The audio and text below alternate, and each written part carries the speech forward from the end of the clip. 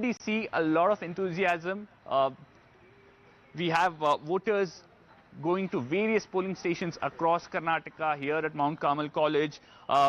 My colleague Reethu is in Ramnagara and Poornima is in Shikaripura. Remember, that's a constituency where B.S. Yediyurappa and BY Vijayendra will be voting. Let me quickly go to Poornima. Poornima, usually there is voter apathy in urban centers, but we usually see good turnout in rural areas, especially in the first few hours. Is that the case in Shikaripura? What are you seeing there?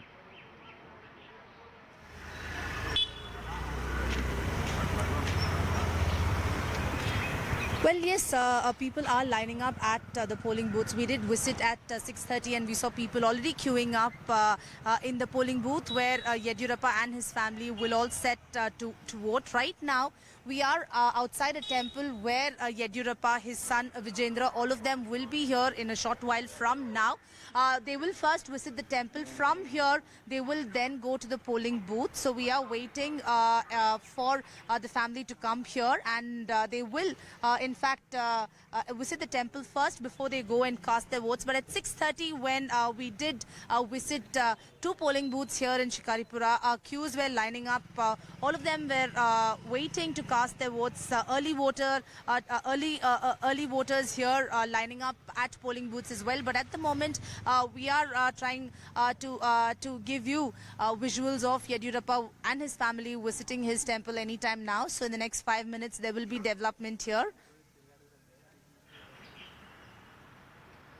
Absolutely. Former Chief Minister B.S. Yediyurappa likely to visit a temple. Another former Chief Minister, Siddaramaiah, who's hoping to become the Chief Minister again, is contesting from Varuna. He will be voting from Siddaramaiah Hundi in a short while from now. And my colleague Reethu is at Siddaramaiah Hundi in Varuna.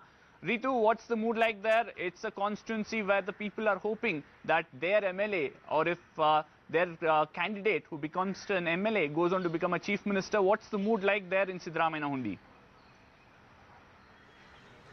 Well, for many here in Siddaramaiah Hundi, it's a matter of pride because the former Chief Minister Siddaramaiah has won from this particular constituency for a couple of times with a huge margin. And this time again, there you can see in the visual that the people are all lining up here, coming here to vote, to cast their vote, the valuable vote that you can see in the visual. So the people are lining up here and entering one by one with their ID cards in the hand and casting their valuable vote. So this is these are the visuals coming in from the Siddaramaiah. So this is the first line that we're bringing, first line of people here who have gathered. But as you said, you know, it's an important constituency because Siddaramaiah had won from Varuna in 2008 and 2013, and in 2018 is when he decided to give this constituency to his son Yediyurappa, and now again he felt that this is his safe seat and he should be getting back to Varuna. So that's the reason Siddaramaiah will be contesting from this constituency. But in the visual that you can see, people all showing their ID cards and all set to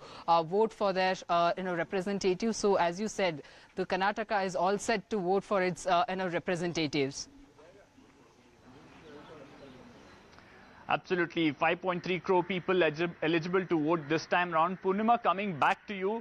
Shikaripura, a bastion of B.S. Yediyurappa, has won it multiple times now.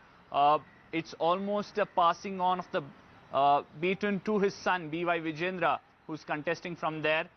We've seen protests just before the elections were announced because of the internal reservation. But a heated political campaign too has taken place in Shikaripura. Well, absolutely. Ever since the BJP started its elections in Karnataka, it was only Yediyurappa's bastion, except for once in 1999 when he lost, and of course in 2013 the BJP lost when Yediyurappa floated his own party and Yediyurappa won. So now he's passed on the mantle to Vijayendra. But as you said, there has been resistance in terms of protests against government's recommendation for internal reservation. But Vijayendra, in his campaign, has time and again said and addressed this particular issue and has promised them that they will definitely consider the protesters' voice will be heard, is something that Vijayendra has assured during his campaign. And many say it's Yediyurappa's bastion. This is the first time his son is making his electoral debut. Aggressive campaigns, but it's going to be a tough fight because there has been resistance. And now the Lingayat community, while Yediyurappa says, is 101% with the BJP. We'll have to wait and see which way the voters will vote. But it has been Yediyurappa's bastion, and now Vijayendra has been actively campaigning, not just here but across the state as well. But here there has been resistance. Vijayendra tried addressing it while he was campaigning, but which way the voters will vote, all eyes on 13th. At the moment, looks like a tough fight here in Shikaripura as well. Absolutely. May 13th, we'll get to know if Vijayendra will win from Shikaripura. Will he have a massive lead like Yediyurappa has always enjoyed in Shikaripura? Talking about the other former Chief Minister, Siddaramaiah, remember, it's a constituency that's seen high decibel campaign. Reethu, coming back to you, we've had Somana campaigning extensively in Varuna constituency as well. The BJP wants to tie up. In fact, they wanted to tie up Siddaramaiah to Varuna. What have we seen over the last 3-4 weeks, especially with this high decibel campaign in Varuna?